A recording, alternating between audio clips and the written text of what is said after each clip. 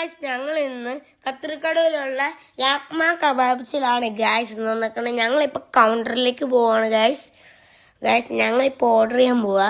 ഞങ്ങൾക്ക് ഇവിടെ ടോക്കൺ തന്നിട്ടുണ്ട്. ഇത് റിങ് ചെയ്യുമ്പോൾ ഞങ്ങൾക്ക് സാധനം കിട്ടും.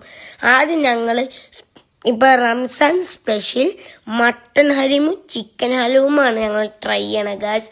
ഇത് ഭയങ്കര ക്രീമിയാണ് ഗായ്സ്. ഈ ചേട്ടൻ്റെ മുകളിൽ കയറി എന്തിനായിരിക്കണേ ആവോ ഗായ്സ്.